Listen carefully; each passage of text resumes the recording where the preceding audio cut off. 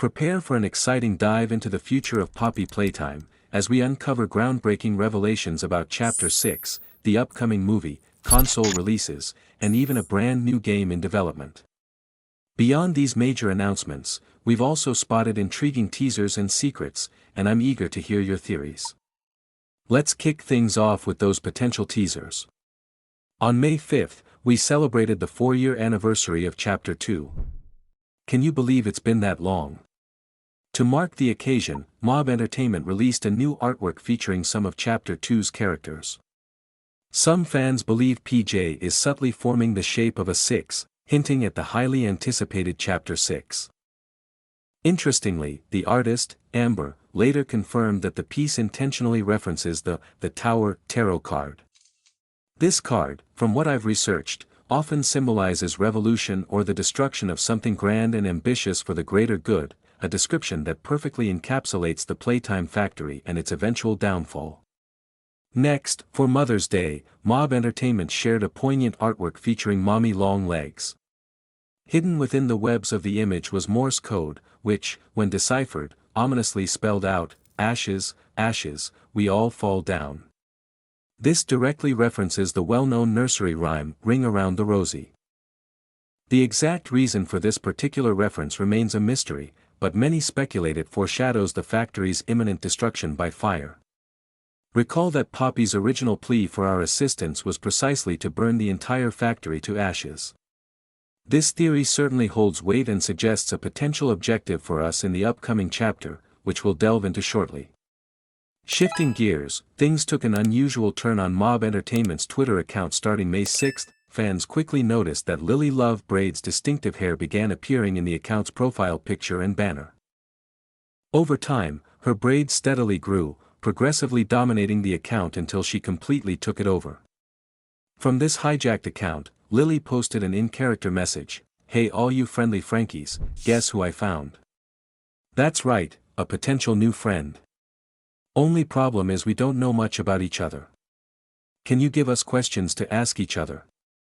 Thanks, bye. Accompanying this post was an image of Lily alongside none other than Giblet.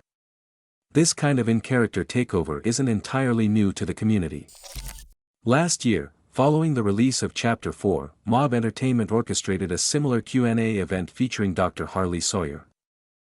So, it's reasonable to assume we're in for another engaging session, this time with Lily and Giblet. However, there's a slight twist. Fans were invited to submit questions in the replies to Lily's initial post, which she will answer at a later date.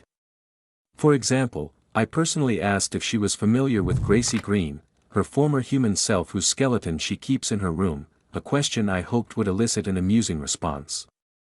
After the question submission period, Lily posted once more, thanking everyone for their inquiries and promising to return next month with the answers. She also included a subtle teaser for the upcoming event, which will take place in her house. The image showcased drawings on the walls, including delightful references like her 3 doll friends we collected in Chapter 5, a drawing of Candy, and even a small depiction of Lily with the prototype. This last drawing is particularly poignant, given her unwavering desire to be his friend in Chapter 5, despite his apparent disdain for her. But perhaps the most intriguing detail in this teaser was a screen in the center displaying what looked like the IGN logo.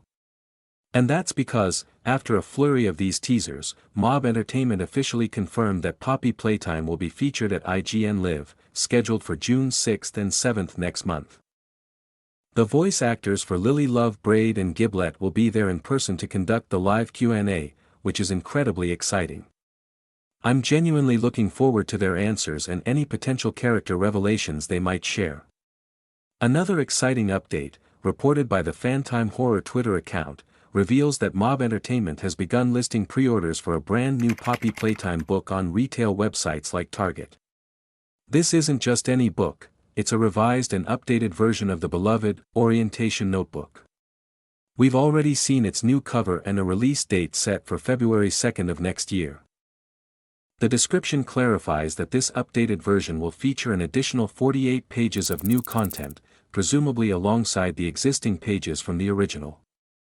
While its release is still some time away, the original Orientation Notebook remains one of my favorite pieces of Mob Entertainment's world building, so I'm incredibly eager to discover what new lore this edition will bring. Beyond these teasers, we also have significant new developer insights. An interview was conducted on thefracemaker.com with George Christic, Mob Entertainment's Senior Director of Creative Development, who shared some fascinating perspectives. One of the questions posed to George was, there have been a ton of fan theories and speculations regarding future chapters. Without telling us any spoilers, have you seen anything that has hit the nail, or at least come close? His response was telling, oh, of course, but it's rarely random. One thing about our game is that we leave a lot of breadcrumbs, but even the times where it's less obvious, there are still loads of speculation and theorizing that come pretty close. That's when we're like, okay, they are really paying attention. This confirms that certain community theories are remarkably close to predicting future chapter events. In my opinion, it's become quite apparent that in Chapter 6, our goal will likely be to create the negation compound with Harley Sawyer, use it to neutralize the prototype, and then journey to the better place to locate the orphans. Perhaps this is precisely what George is hinting at, but only time will tell. Regarding the pacing of future releases, George was also asked, the gap between releases since Chapter 3 has been roughly a year. Will that be the trend for future chapters as well, or was that completely unintentional?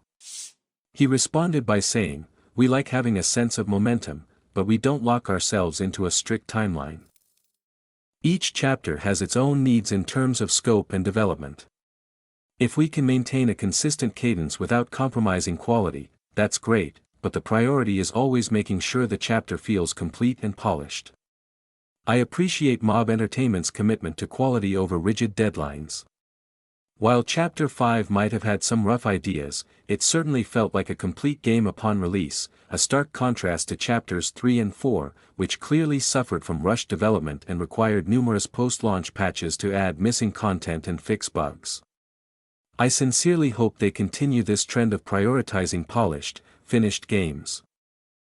Moving on, George was questioned about the criticism surrounding Chapter 5 and how Mob Entertainment plans to address fan feedback in future developments. He stated, anytime you release something, you're going to get a wide range of reactions. That's part of the process and we welcome that.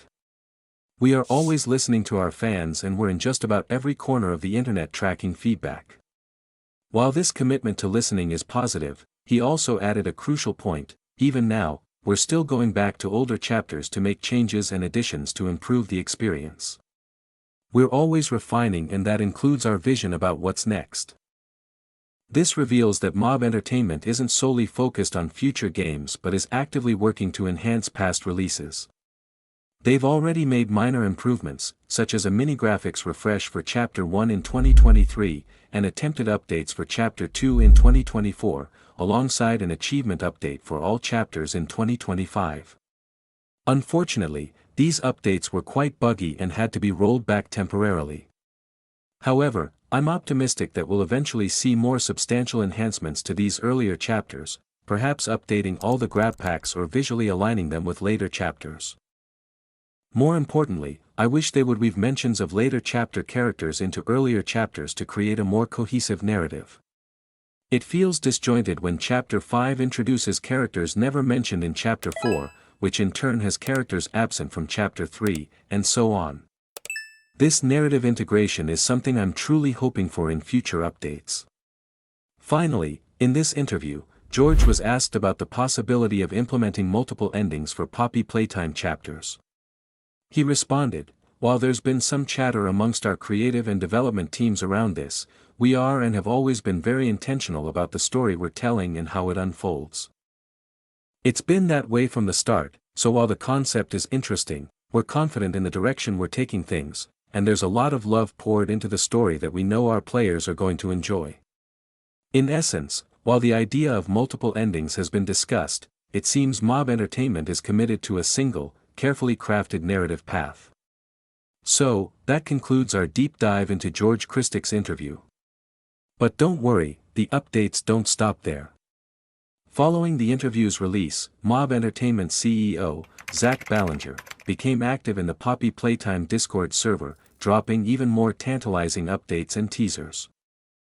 First, Zach provided an update on Chapter 5's console release. He initially stated it was coming soon, then elaborated, "I don't assume the marketing team would want me to go around saying the dates, but I definitely have it confirmed and it's soon." It's worth noting that the gap between PC and console releases has been shrinking with each new chapter. This statement suggests that the console release for Chapter 5 could arrive even earlier than last year's schedule. For context, Chapter 4, which initially launched in January, wasn't available on consoles until June.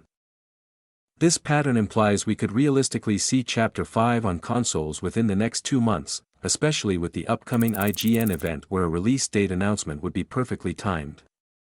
Zach then delivered a mysterious tease regarding Chapter 6, casually stating, "Pre-production is going well," only to immediately follow up with, "Who said there is a Chapter 6?